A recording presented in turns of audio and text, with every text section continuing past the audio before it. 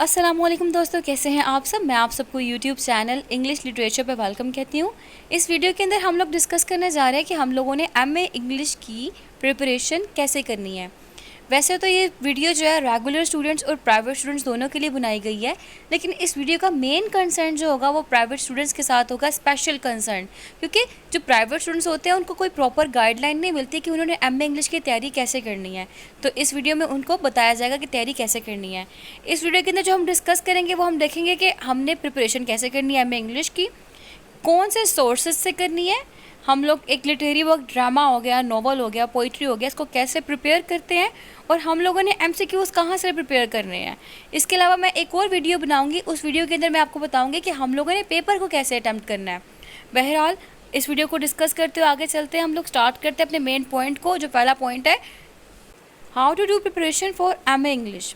First of all आप लोगों ने एक यूनिवर्सिटी सेलेक्ट करनी है। यूनिवर्सिटी आपकी यूनिवर्सिटी ऑफ सरगोदा हो गई, यूनिवर्सिटी ऑफ फैसलाबाद हो गई, और उसके अलावा यूनिवर्सिटी ऑफ लाहौर हो गई, मतलब सोन कोई भी यूनिवर्सिटी, जैसे कि पंजाब यूनिवर्सिटी हो गई, जीसी यूनिवर्सिटी हो गई। मोस्टली लोग पीयू के थ्रू करते हैं या फिर जीसी के थ्रू करते हैं। तो आप लोगों ने एक यूनिवर्सिटी सेलेक्ट कर लेनी है। उस यूनिवर्सिटी में फिर आपने अपना एडमिशन के लिए अप्लाई कर देना है। फिर आपने जो आपका मेन सब्जेक्ट है, जैसा कि आपका इंग्लिश लिटरेचर मेन सब्जेक्ट है, एमए इंग्लिश लिटरेचर, तो आपने उसके कंटेंट्स, उसका सिलेबस देखना है। ठीक हो गया, जो कि पार्ट 1 और पार्ट 2 में उसकी डिवीजन की जाती है। अब पार्ट 1 है, मिसाल के तौर पर अगर मैं पीयू यूनिवर्सिटी की बात करूँ, पंजाब यूनिवर्सिटी की बात करूँ, तो उधर ना टोटल 500 मार्क्स का पार्ट 1 का पेपर होता है। उसमें पेपर 1 होता है जिसमें क्लासिकल पोइट्री आ जाता है, पेपर 2 ड्रामा के बारे में होता है, पेपर 3 नोवेल के बारे में होता है, पेपर 4 में हम प्रोज को डिस्कस करते हैं, और पेपर 5 में हम लोग अमेरिकन लिटरेचर को डिस्कस करते हैं। तो ये 5 पेपर्स जो है ना, बेसिकली एक पेपर 100 मार्क्स का होता है, तो टोटल 500 मार्क्स का एक पेपर हो गया हमारा पार्ट 1 का। और पार्ट 2 में हमारे पास 4 पेपर कंपलसरी होते हैं और एक हमारे पास ऑप्शनल होता है, जो कि हम लोगों ने चूज़ करना होता है। जो कंपलसरी होते हैं वो हमारे पास पोइट्री 2 होता है, मॉडर्न सेकंड होता है, नोवेल सेकंड होता है, और लिटरेरी क्रिटिसिज्म होता है। ये कंपलसरी है, ये 400 मार्क्स के ये पेपर होते हैं। फिर ऑप्शनल पेपर्स होते हैं हमारे पास, उसमें से हम लोगों ने कोई सा भी एक चूज़ करना होता है, शॉर्ट स्टोरीज़ का, या फिर literature in English around the world का, या फिर लिंग्विस्टिक्स का, या ऐसे का। हमारे पास ऑप्शंस होते हैं ये।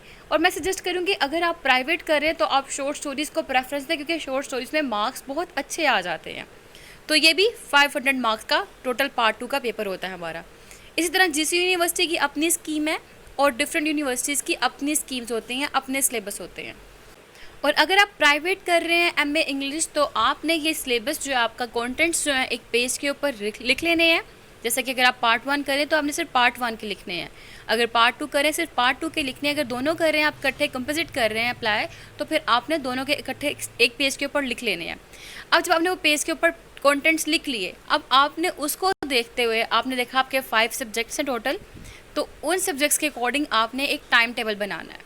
ठीक है, अब टाइम टेबल जो है ना, आपने किस तरह बनाना है, आपने एटलीस्ट 3 to 4 आवर्स देने हैं, या मैक्सिमम 5 आवर्स देने हैं अपने टाइम को, कि डेली बेसिस पे आपने 5 घंटे अपनी स्टडी को ज़रूर देने हैं। और जितना आप पढ़ सकते हैं आपने उतना पढ़ना है, क्योंकि लिटरेचर के अंदर रीडिंग बहुत ज़्यादा मैटर करती है। और एक और चीज़, जब आप स्टडी करते हैं ना, तो स्टडी के अंदर 45 मिनट्स के बाद आपका ब्रेन जो है रिलैक्सेशन मांगता है, तो आपने ब्रेन को रिलैक्स करना है, कंटिन्यूली रीडिंग नहीं करी जानी है आपने। ठीक है, और अपनी नींद को आपने मस्ट पूरा करना है, क्योंकि आपकी नींद पूरी होगी तो फिर ही आप अच्छा पढ़ सकेंगे। लिटरेचर के अंदर नींद जो पूरी होना बहुत ज़्यादा ज़रूरी है।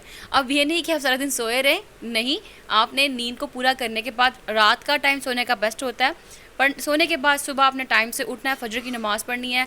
अगर नमाज़ पढ़नी है तो आप नमाज़ पढ़ें, फिर उसके बाद जो है क्या कहते हैं, आप कुरान की तिलावत करें, फिर थोड़ा अपनी सिलेबस की रीडिंग की तरफ आ जाएँ। और अगर आप नॉन मुस्लिम है तो अपनी रिलीजन प्रैक्टिसेस करने के बाद अपने सिलेबस की तरफ आप आ जाएँ और उसको पढ़ना शुरू कर दें। और एक बात आपने याद रखनी है, जब भी आप पढ़ रहे होते हैं ना, आपने अपना स्टेमिना लो नहीं करना, अपना कॉन्फिडेंस लेवल लो नहीं करना, आपने फुल कॉन्फिडेंस के साथ पढ़ना है, और आपको ये हो कि हाँ मैं कर सकता हूँ, आई कैन डू इट, ये वाला फैक्टर आपके अंदर लाजमी हो, और आपने पढ़ना शुरू कर देना है। इसके बाद बात करते हैं आपने पढ़ना कहाँ से है। पढ़ना तो शुरू कर दिया, लेकिन ये तो बताया ही नहीं मैंने कि पढ़ना कहाँ से है। आपने पढ़ना कहाँ से है, मुनव्वर अहमद सईद जो हैं, इनके करंट नोट्स मिलते हैं, बहुत ही ईजी लिखा होता है उन्होंने उसके अंदर, और बहुत अच्छा लिखा होता है। इसके अंदर इनके नोट्स की खास बात यह है कि इन्होंने ना जो कुछ पॉइंट्स होते हैं ना, की पॉइंट्स होते हैं इंपॉर्टेंट टॉपिक्स के, वो इन्होंने एंड पे मेंशन किए होते हैं अपने बुक्स के। तो आप किसी भी बुक शॉप पे जाएं, आपको वो इजीली वहाँ पे कहते हैं कि मुनव्वर अहमद के करंट नोट्स दे दें। हर सब्जेक्ट के अपने करंट नोट्स हैं इनके पोइट्री के ऊपर सेपरेट है और मॉडर्न पोइट्री पे सेपरेट है, आपको मिल जाएंगे। इनके ऊपर ड्रामा के सेपरेट हैं, और मतलब हर बुक के उन्होंने सेपरेटली करंट नोट्स बनाए हुए हैं, लिखा हुआ है। तो नोट्स आप वही फॉलो कर लें तो इनफ होगा, ठीक है। और इसके अलावा आपने बुक्स कौन सी लेनी है, आपने एन की बुक्स लेनी है। एन जो है ना, बड़े इंपॉर्टेंट मतलब सीरीज़ चलती है इनकी बुक्स की, और बहुत अच्छे पब्लिशर है ये। तो आपने एन की बुक्स को फॉलो करना है। एन के जो है ना पास्ट पेपर्स मिलते हैं अप टू डेट के, आप ये ले सकते हैं। इसके अलावा इल्म की दुनिया के ऊपर जो है पास्ट पेपर्स एमए इंग्लिश के अवेलेबल होते हैं, आप वो भी ले सकते हैं, आपको बुक परचेज़ करने की ज़रूरत नहीं है, ठीक है। तो आप वो ले लें, वहाँ से फॉलो कर लें। पहले तो आपने करना है थोरोली कवर अपने बुक को, फिर अपने पास्ट पेपर की तरफ एंड पे आना है। नोट्स जो मैंने एंड पे मेंशन किया की पॉइंट, ये नोट्स कौन से हैं, आप करंट नोट्स ले लें, काफ़ी है। वरना आपके अगर फ्रेंड्स जो हैं उनके पास भी कई नोट्स अवेलेबल होते हैं, आप वो ले सकते हैं। लेकिन सिर्फ और सिर्फ करंट नोट्स आपने कर लिया तो वो इनफ है आपकी प्रिपरेशन के लिए। अब क्वेश्चन ये है कि हमारे पेपर के अंदर MCQs भी आता है, तो हमने वो मल्टीपल चॉइस क्वेश्चन कहाँ से प्रिपेयर करने हैं।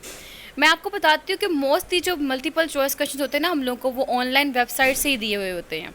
जैसे कि स्पार्क नोट्स हो गया, ग्रेड सेवर हो गया, इन दोनों से हम लोग को बहुत ज़्यादा जो MCQs पेपर के अंदर आते हैं। तो आप लोगों ने स्पार्क नोट्स को और ग्रेड सेवर को फॉलो करना है। इवन के स्पार्क नोट्स के अंदर ना एसेस का पोर्शन होता है, सजेस्टेड एसेस ना, उस पोर्शन के अंदर आपको कुछ क्वेश्चंस दिए होते हैं। समटाइम्स हमारे पेपर में जो स्टेटमेंट्स आती है ना, वो वहीं से ही आ जाती हैं, और मोस्टली GC यूनिवर्सिटी का पेपर वहीं स्पार्क नोट से ही बनता है। और NKM की बुक्स के एंड के ऊपर भी कुछ MCQs दिए होते हैं, वो भी आप प्रिपेयर कर लीजिएगा, उससे आपकी काफ़ी ज़्यादा हेल्प हो जाएगी MCQs का पोर्शन अटैम्प्ट करने में। अब हमारा पोर्शन डिस्कस हो गया, प्रिपरेशन कैसे करनी है, कहाँ से करनी है, ठीक है। MCQs का पोर्शन हम लोगों ने कहाँ से लेना है। अब हम बात करते हैं हमारे इस टॉपिक के सबसे इंटरेस्टिंग पार्ट की, वो है how to prepare a literary work, कि हम लोगों ने एक ड्रामा को, एक नोवेल को या पोइट्री को प्रिपेयर कैसे करना है। देखिए, जब भी आप कोई भी लिटरेरी वर्क प्रिपेयर करने बैठे, मिसाल के तौर पे जोसेफ कॉनरेड है, ठीक है, तो उसका वर्क क्या है, हार्ट ऑफ डार्कनेस। अब आप हार्ट ऑफ डार्कनेस पढ़ने लगे तो आपने पहले देखना है इसका राइटर कौन है। राइटर है जोसेफ कॉनरेड।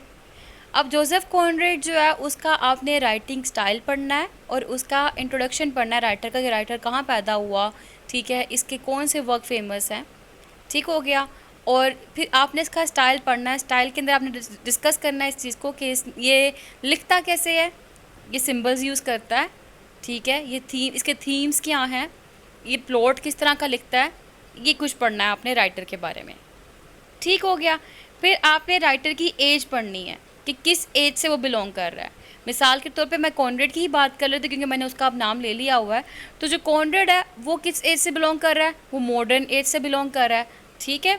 तो आपने मॉडर्न पीरियड को पूरा पढ़ना है, थोरोली पढ़ लें, या पूरा ना पढ़ें, सिर्फ की पॉइंट्स ले लें कि मॉडर्न पीरियड के अंदर क्या हुआ था।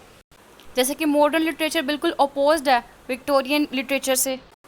इस पीरियड में कुछ भी सर्टन नहीं था, हर चीज़ पे सवाल उठाया गया, रेडिकल चेंजेस आ गई थी इसके अंदर, रिलीजन पे आवाज़ उठाई गई, अथॉरिटी को चैलेंज किया गया, मतलब सोन। ये मैं बता के रही हूँ आपको, की फ़ीचर बता रही हूँ, salient feature of modern age बता रही हूँ, ठीक है। इस तरह अगर हम बात करते हैं थॉमस हार्डी की, तो वो विक्टोरियन एज है, आपने सेलिएंट फीचर पढ़ना है विक्टोरियन एज के, ठीक हो गया।